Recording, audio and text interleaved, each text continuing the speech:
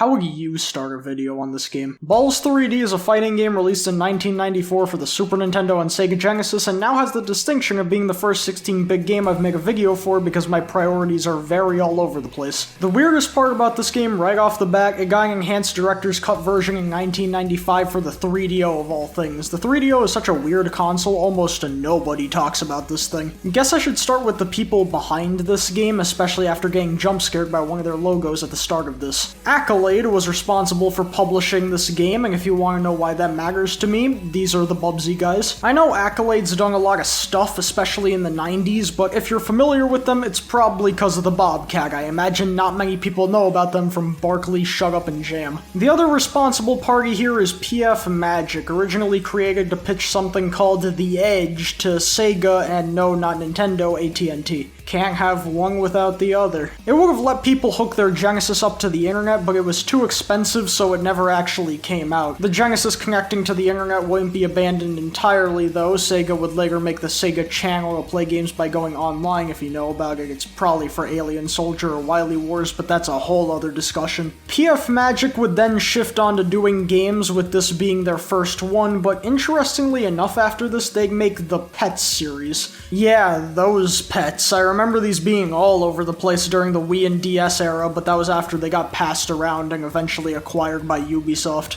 If there's one thing that I feel like Ballz 3D is known for, it's definitely the promotional stuff. Tell Santa you want balls for Christmas. Yup, this is stupid and it's right up my alley. You just don't get brave advertising like this anymore. The game even would sometimes subtitle itself as Fighting at its Ballsiest.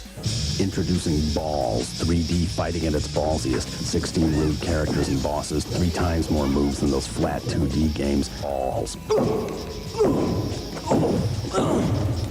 Better call an ambulance. I wish I could make this up, but you gotta admit they definitely got their mileage out of these balls and everything that came with them. One of the most surprising things for me to learn while looking into this game is that it wasn't received horribly, actually. It's a bit mixed, but I'd say on the whole, reviews lean towards the more positive end, a far cry from nowadays, where if anyone even bothers to remember the game in the first place, they are not very amicable towards Spheres. Out of the 3 versions, I started with the one on Genesis, but don't worry, Ballz fans, I'll be looking at all of them. I decided to play it through the Sega Genesis Classics collection on Steam, to which you might say, "You fool, they don't keep balls here, that's what underwear is for." But the Steam version has some really cool workshop integration that basically lets you play any Genesis game you want through here, including stuff like ROM hacks. I mean, sure, the way people get the ROMs to put up here may be legally dubious, but hey, not my problem, I'm just sampling what's on offer. You can't just dangle a Sega-approved emulator in front of my face and expect me to not abuse the hell out of that. You put a bowl on your porch saying take one, I take the whole bowl. Happy Halloween, it's April. The story of this game is that this guy, the Jester, challenges us to defeat his lackeys in arena combat and climb our way up to best him in a fight, with the promise that he'll grant our little wish, whatever that is. But to do that, you gotta have balls, baby. Just balls. I guess they had to cut the 3D from the Genesis version, times are tough. The title screen immediately imprints into your brain forever, not for anything on it, no, it's for the music. It's already a lot different from what I expected the main theme of a fighting game to be, but then these incomprehensible noises and screams come in. What in God's name is happening here? What's our gallery of characters looking like here? There's Kronk, a caveman who's the only one here gifted sight, having a big set of googly eyes. Boomer, a clown who's in his best Ronald McDonald cosplay. Bruiser, a bodybuilder guy. Turbo, who the game says is a superhero, but without that context is winning the award for most normal guy in the game. The sumo wrestler Tsunami, Yoko, a monkey who farts a lot. Oh yeah, this game was made in the 90s. Crusher, an extremely pissed off rhino that found out how to stand on 2 feet. And finally, Divine, a dancer that wouldn't be anything special normally, but they just couldn't help themselves and gave her pronounced boobs for some reason. Yup, those balls are 3D alright. There's also some boss characters, starting things off as an ostrich named Guggler.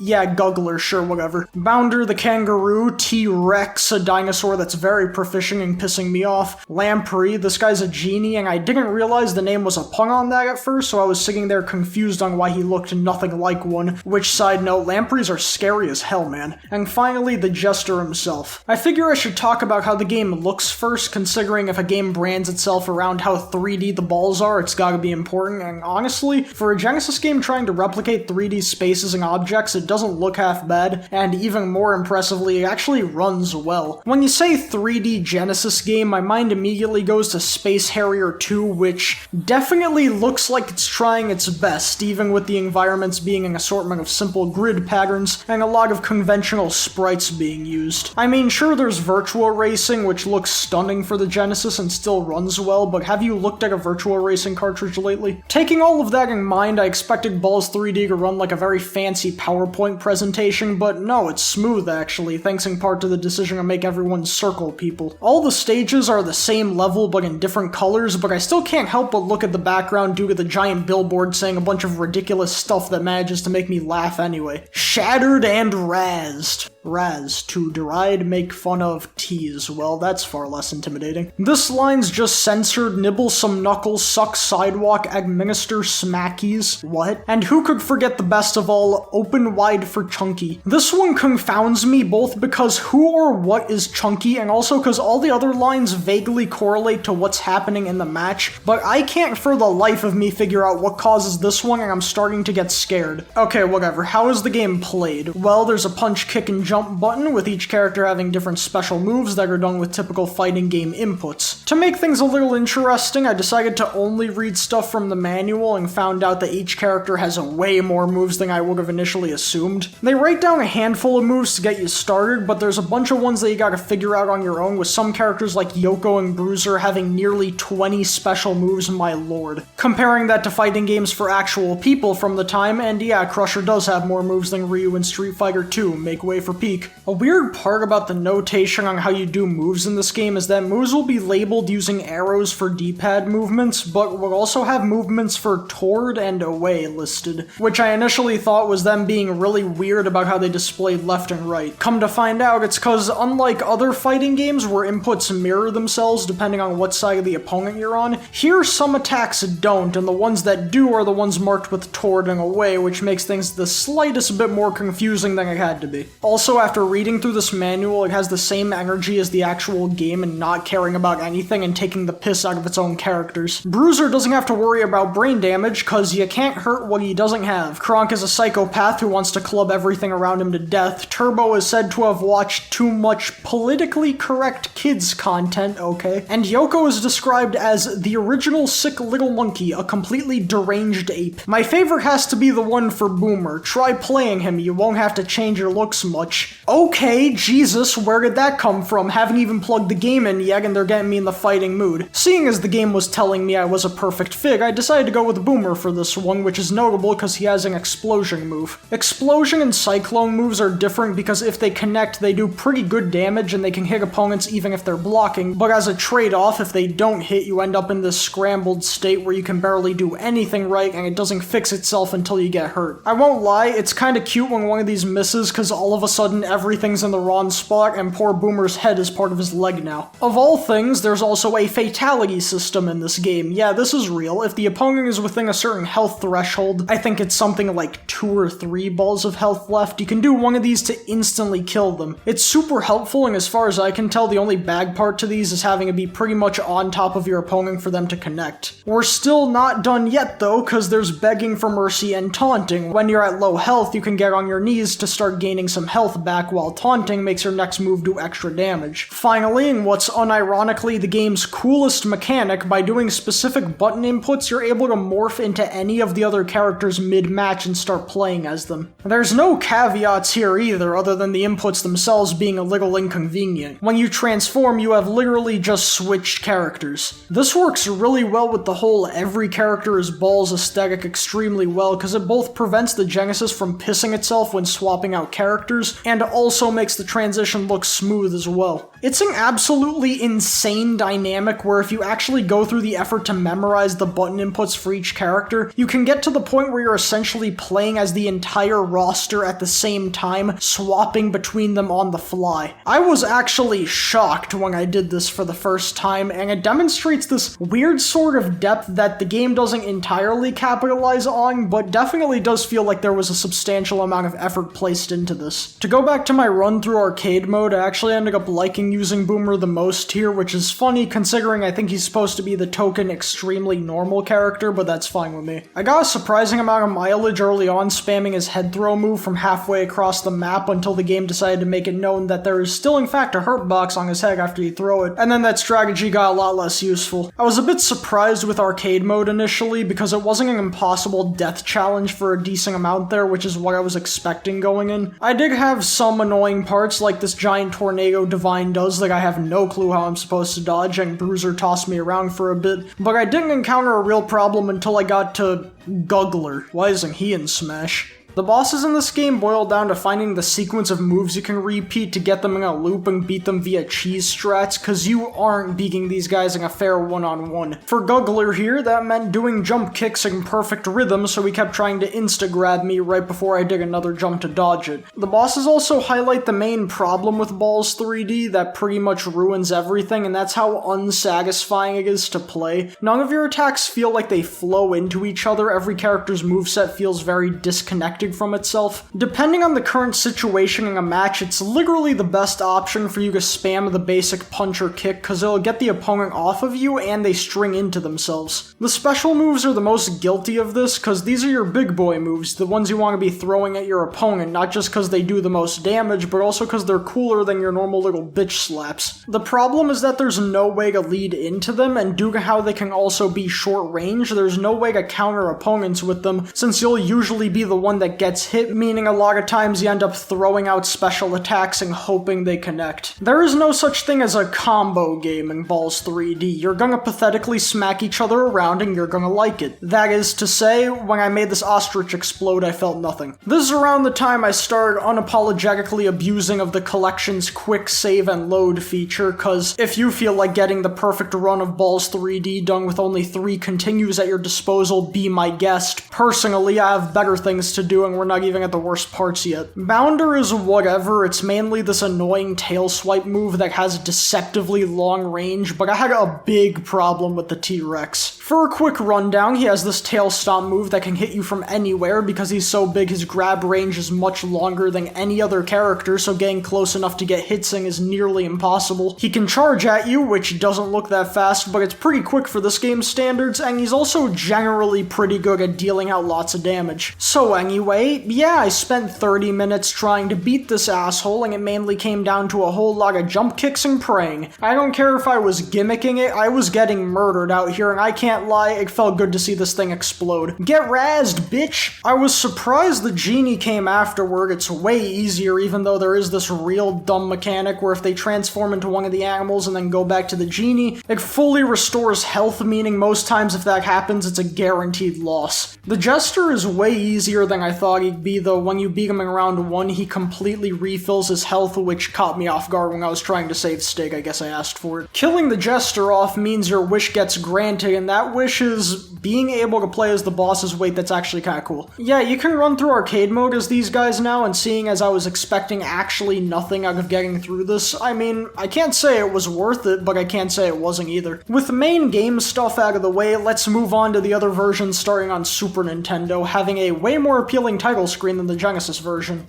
This is one of the few positives it has. This is about how I expected the game to run on Genesis, and it's just as painful as I imagined. Okay, so the main positive of the Super Nintendo version is the better graphics, mainly relating to the environments. This is due to the console's Mode 7 feature that was used to create large 3D landscapes, while at the same time making sure this little gray box didn't catch fire. If you've seen it in any games, I'd wager it's either Mario Kart or F-Zero, those are probably the most popular examples. I actually think the new stages look nice, they're pretty detailed, and funnily enough, the backgrounds stand out more to me than the fancy Mode 7 floors. The main problem is that due to it juggling the Mode 7 and these iconic balls, the frame rate isn't doing super good, making this way more annoying to play. Speaking of which, characters also don't look as good, especially from far away. Their colors darken a lot, and some have different color schemes entirely that don't look as appealing. And to put it simply, don't play the Super Nintendo version, it's just a slightly worse version of Ballz 3D, it's kinda lame. The real standout here was released a year later for the 3DO, known as Ballz Director's Cut.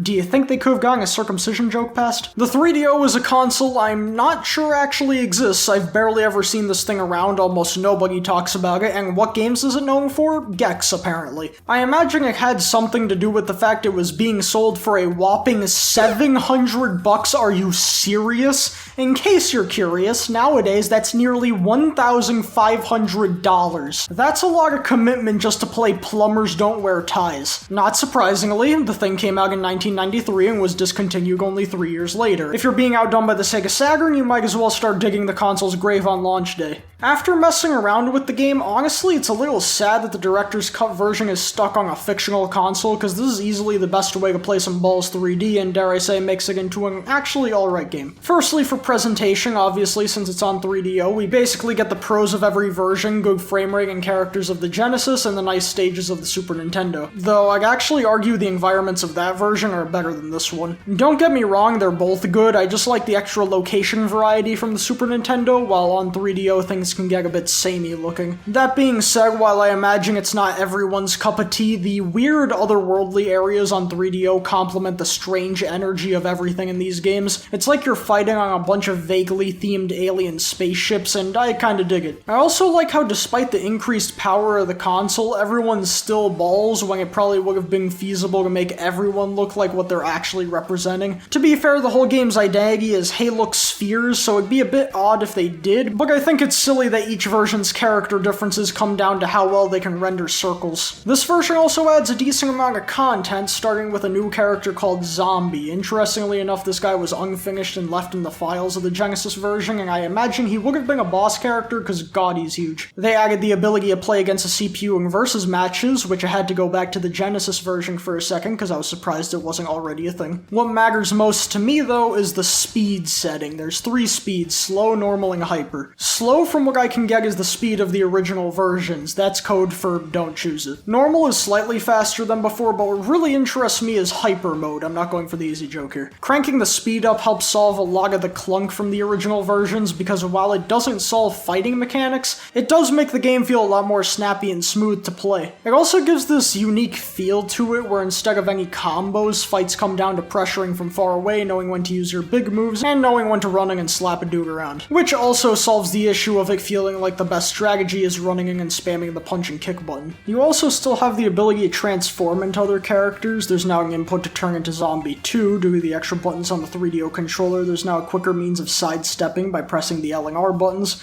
It feels like they actually took the time to polish up the game, and I gotta commend the effort. I'm not gonna act like it turns this into an actually viable fighting game, cause it really doesn't, but I definitely was a lot more engaged playing Director's Cut than I was before, which I think speaks to the glow up. Hyper mode actually existed before the 3DO, but 2 things. 1, you could only do it through a cheat code, pressing A 9 times on the title screen, and 2, it only affected the 2-player mode. And I know I've joked about it in previous videos, but this time actually, who the hell is playing Ballz 3D with me? The faster pace of this game gives it this scrappy and frantic nature that, while still far from perfect, gives it its own gameplay identity that I've come to appreciate. I'm really surprised this never got a port to at least PS1, because only being released on 3DO means like 4 people have played the best version of this game, and I'm one of them. Thus concludes the long and dramatic tale of Ballz 3D, and honestly, while the game's nothing super special, it has a lot of charm to it that makes me like it just a little bit. While it does at some points do a good job of pissing me off, it equally is fun due to having some funky personality to it and being funny and how ridiculous it can be. I'd honestly recommend checking it out if just for a few minutes, and if you decide to do so, make sure to hop on that Director's Cut. It's stupid, it's rough around the edges, but it can still be some dumb fun. It takes balls to make a game like this. Yeah, got the line out before the video ended, just in time, baby!